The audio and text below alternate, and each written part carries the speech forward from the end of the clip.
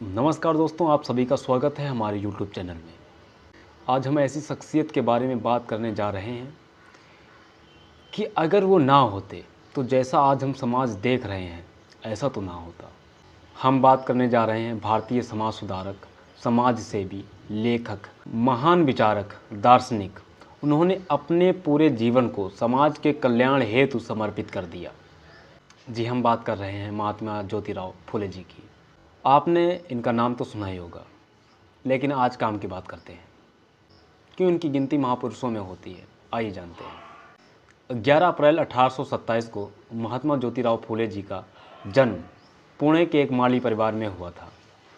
फूलों से घिरे इस लड़के को समाज में फैले जातिवाद के कांटे का तब तक पता ही नहीं चला जब तक इनके एक करीबी ऊंची जाति के मित्र ने इन्हें शादी में नहीं बुलाया। घटना ये तब की है जब इनका ही एक मित्र, जो कि अपर कास्ट का था, उन्होंने इसे बुलाया। लेकिन जब इनको इनके दोस्त के माता पिता ने देखा तो बोले ये यहाँ कैसे, और इनका अनादर किया, अपमान किया और इनको शादी से धक्के मारकर निम्न जाति वाला कहकर निकाल दिया। यही वो घटना थी जिसने ज्योतिबा के जीवन को ही बदल दिया। उन्होंने सोचा कि हम लोग बहुत ही पिछड़े हैं, हमारी जात निम्न बताई ही गई, परंतु जो हमारा काम था वो भी बहुत निम्न था। जैसे नाली साफ करना, कचरा उठाना, मरे हुए शवों को ढोना, चमड़ा उधेलना, ऐसे काम। तो ऐसे में इनको समाज को आगे बढ़ाने के लिए केवल एक ही रास्ता दिख रहा था, वो था शिक्षा का। वो जान गए थे कि शिक्षा के प्रचार और प्रसार के बिना हमारे समाज का कल्याण नहीं हो सकता।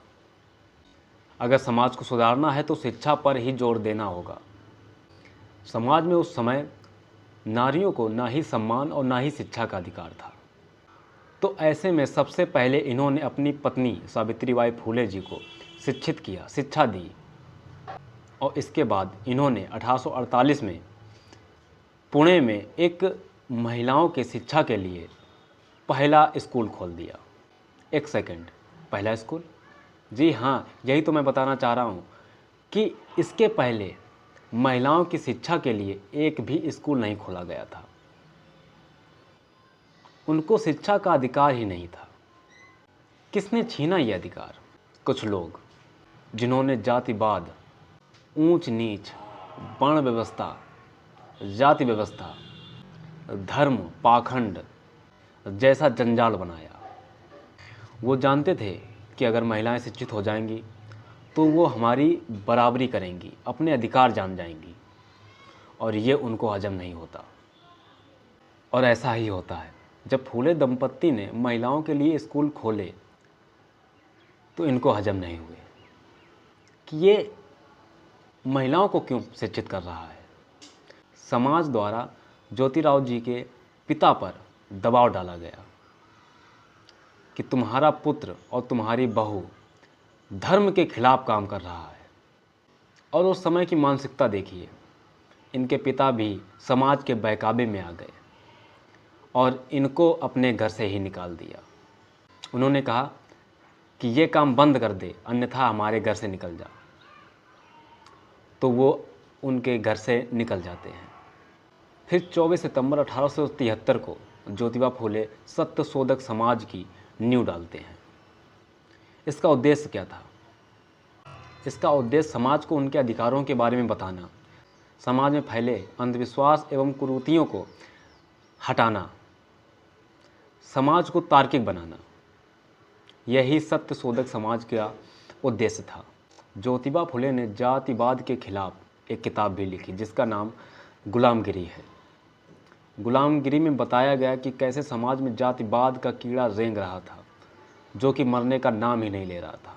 उन्होंने जबकि जातिवाद को नष्ट करने का भरपूर प्रयास किया, लेकिन उसकी पकड़ इतनी मजबूत थी कि जातिवाद अब भी दिखता है। उन्होंने अपनी शादियों में पंडित पुरोहितों को बुलाने से इनकार कर दिया। उन्होंने किसानों के लिए बहुत कार्य किए। उन्होंने मूर्ति पूजा का खंडन किया, बाल विवाह के खिलाफ लड़े, विधवा पुनर्विवाह हेतु भी बहुत कार्य किए। और फूले जी एक बात और कहते थे कि जिस प्रकार बाल काटना नाई का धर्म नहीं धंधा है, जिस प्रकार कपड़े धोना धोबी का धर्म नहीं धंधा है, उसी प्रकार पूजा पाठ करना ब्राह्मण का धर्म नहीं धंधा है। और ज़रा ब्राह्मणवादी सोच को तो देखो, यह गाय के मूत्र और गोबर को खाकर पवित्र होते हैं और शूद्रों के हाथों से पानी पीने से अपवित्र हो जाते हैं। ये लड़ाई आसान नहीं थी। समाज से जातिवाद का जहर हटना चाहिए। मिलते हैं एक और नई जानकारी लेकर अगले वीडियो में। वीडियो अच्छा लगा हो तो लाइक शेयर कमेंट ज़रूर करें। धन्यवाद।